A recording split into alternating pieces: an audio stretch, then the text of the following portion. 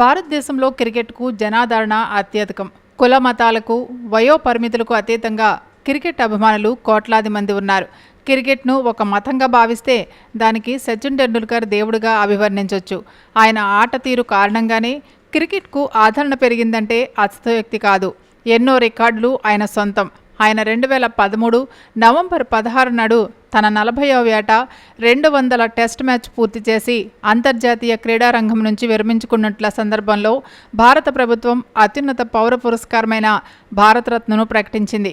ఈ విధంగా ఈ అవార్డును పొందిన ప్రథమ క్రీడాకారునిగా మరో రికార్డు నెలకొల్పాడు సచిన్ టెండూల్కర్. 2002లో విజన్ పత్రిక టెస్ట్ క్రికెట్లో ఆస్ట్రేలియాకు చెందిన డాన్ బ్రాడ్మెన్, వన్డే క్రికెట్లో వెస్టిండీస్కు చెందిన వివిఎం రిచర్డ్స్ తర్వాత క్రికెట్ క్రీడా ప్రపంచంలోనే సచిన్ను రెండో అత్యున్నత బ్యాట్స్మెన్గా ప్రకటించింది. 2003లో పత్రిక వన్డే క్రికెట్లో రిచర్డ్స్ను రెండో స్థానంలోకి నెట్టి సచిన్ను అగ్రస్థానంలో నిలబెట్టింది. అత్యధిక పరుగుల్లో అక్టోబర్ 17, 2008న వెస్టిండీస్కు చెందిన బ్రియాన్ లారాను అధిగమించి మొదటి స్థానం సంపాదించాడు. వన్డే క్రికెట్లో అత్యధిక పరుగుల రికార్డు సచిన్దే. ఇక సెంచరీల విషయంలో అతనికి దరిదాపుల్లో ఎవరూ లేకపోవడం గమనార్హం. లిటిల్ మాస్టర్, మాస్టర్ బ్లాస్టర్ అని అభిమానులు ముద్దుగా పిలుచుకునే సచిన్ 1989లో అంతర్జాతీయ క్రికెట్లో అరగ్రటం చేశాడు. 1997, 98లో రాజీవ్ గాంధీ ఖేల్ రత్న పొంది ఈ అవార్డుని స్వీకరించిన ఏకైక క్రికెట్ క్రీడాకారుడిగా నిలిచాడు. 2010 ఫిబ్రవరి 24న దక్షిణాఫ్రికాతో జరిగిన ఒకరోజు అంతర్జాతీయ మ్యాచ్లో సచిన్ 200 పరుగులు సాధించిన మొట్టమొదటి ఆటగాడిగా కొత్త రికార్డు సృష్టించాడు. 2010 డిసెంబర్ 19న దక్షిణాఫ్రికాతో జరిగిన టెస్టులో తన 50వ సెంచరీ పూర్తి చేసి టెస్టులో మరే క్రికెటర్ అందుకొని మైలురాయిని అధిరోహించాడు.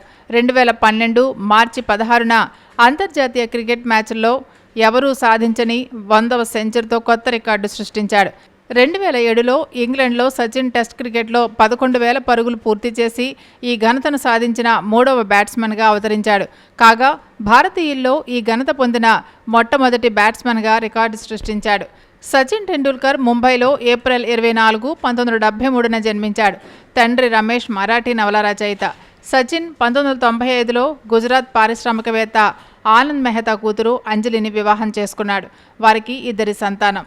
తన గురువు రమాకాంత్ అచ్రేకర్ సలహాపై సచిన్ శారదాశ్రమ్ విద్యామందిర్ ఉన్నత పాఠశాలలో చేరాడు.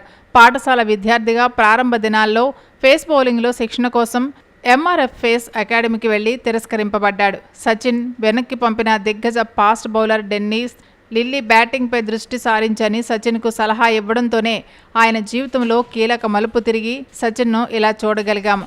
సచిన్ కోచ్ అచ్రేకర్ స్టంప్స్ పైన ₹1 నాణ్యాన్ని ఉంచి సచిన్ను అవుట్ చేసిన బౌలర్కు ఇచ్చేవాడు. సెషన్ మొత్తం సచిన్ అవుట్ కాకపోతే ఆ నాణ్యం సచిన్కే దక్కేది. అలాంటి 13 నాణేలు ఇప్పటికీ సచిన్ వద్ద ఉన్నాయి. సచిన్ కఠోర శిక్షణకు ఇది నిదర్శనం.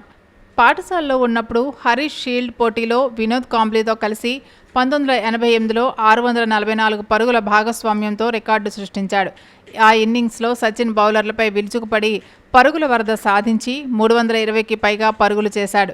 ఆ టోర్నమెంట్లో సచిన్ 1000కి పైగా పరుగులు సాధించాడు. 1989లో అతని మొట్టమొదటి ఫస్ట్ క్లాస్ క్రికెట్లో ముంబై తరపున ఆడుతూ గుజరాత్పై 100 పరుగులు సాధించాడు. 15 సంవత్సరాలు 232 రోజుల వయస్సులోనే ఫస్ట్ క్లాస్ సెంచరీ సాధించి ఆ ఘనతను సాధించిన యువ బ్యాట్స్మెన్గా సచిన్ అవతరించాడు. అంతేకాకుండా రంజీ ట్రోఫీ, దులీప్ ట్రోఫీ, ఇరానీ ట్రోఫీల్లో కూడా తను ఆడిన తొలి మ్యాచ్లోనే సెంచరీలు సాధించి ఆ ఘనతను పొందిన ఏకైక క్రికెటర్గా రికార్డు సృష్టించాడు. అయితే టెండూల్కర్ తన తొలి టెస్ట్ క్రికెట్ మ్యాచ్ 1989లో పాకిస్తాన్పై ఆడి కేవలం 15 పరుగులకే షకార్ యూనిస్ బౌలింగ్లో అవుట్ అయ్యాడు. టెండూల్కర్ ప్రతిభ 1994, 99 సంవత్సరాల్లో ఉన్నత శిఖరాలకు చేరింది. 96లో ప్రపంచ కప్ క్రికెట్లో అత్యధిక పరుగులు చేసిన బ్యాట్స్మెన్గా నిలిచాడు. 99లో ప్రపంచ కప్ పోటీల్లో ఉండగా అతని తండ్రి రమేష్ టెండూల్కర్ మృతి చెందారు. తండ్రి అంత్యక్రియల కోసం భారత్ వచ్చి తిరిగి వెంటనే వెళ్లి కెన్యాపై జరిగిన మ్యాచ్లో 101 బంతుల్లోనే 140 పరుగులు చేశాడు. ఈ శతకం తన తండ్రికి అంకితమిచ్చాడు. 1998లో ఆస్ట్రేలియా పర్యటనలో దిగ్గజ స్పిన్నర్ షేన్ వార్న్కు సింహస్వప్నంగా మారాడు. రాత్రి వేళల్లో సచిన్ కలలోకి వచ్చాడని కూడా వార్న్ పేర్కొనడం గమనార్హం.